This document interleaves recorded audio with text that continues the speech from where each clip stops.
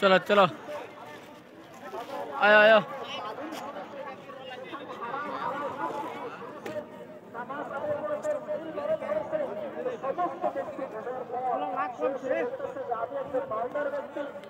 বছরের মতো হয়ে গেছে, আমি যাকাত দেই নাই, তাহলে আমাকে হিসাব করে বলেন যে 20 বছরের যাকাত কিভাবে আমরা আদায় করব।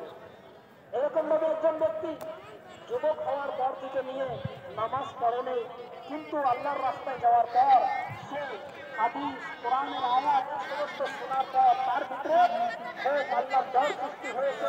তারপর সে বলতেছে যে আমি তো নামাজ আদায় করি নাই, তাহলে এই সমস্ত নামাজ আমি কিভাবে আদায় করব। তাহলেই যে আল্লাহর রাস্তায় আমাদের বাহির করা হয়, এর উদ্দেশ্য যে একজনের যে ব্যক্তির ভিতরে যেন আল্লাহর হুকুমকে আদায় করার শক্তি যেন তার ভিতরে সৃষ্টি হয়। দ্বিতীয় জিনিস সেটা হলো আল্লাহ তাবারক ওয়া তাআলা যে সমস্ত বস্তুকে হারাম করেছেন সেই সমস্ত বস্তুর থেকে বেঁচে থাকা, অর্থাৎ আল্লাহ তাবারক ওয়া তাআলা অনেক বস্তুকে আমাদের জন্য হারাম করে দিয়েছেন, সেই বস্তুগুলোর থেকে যেন আমরা বাঁচতে পারি।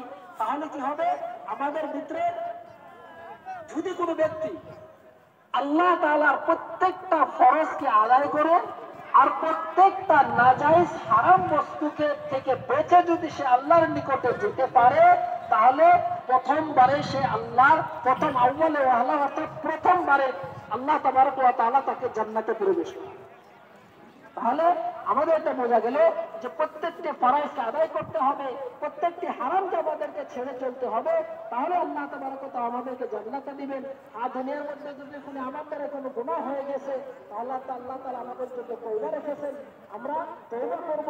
তাহলে এখানে রাস্তায় যাওয়ার পর, আল্লাহর রাস্তায় যাওয়ার পর মানুষের ভিতরে অনুভব সৃষ্টি হয়, তার গুনাহের যে করেছে সেগুলো অনুভব হয়, যা কিছু দুনিয়ার মধ্যে আল্লাহর হুকুম আহকাম সম্মান করেছে সেগুলোর অনুভব সৃষ্টি হয়।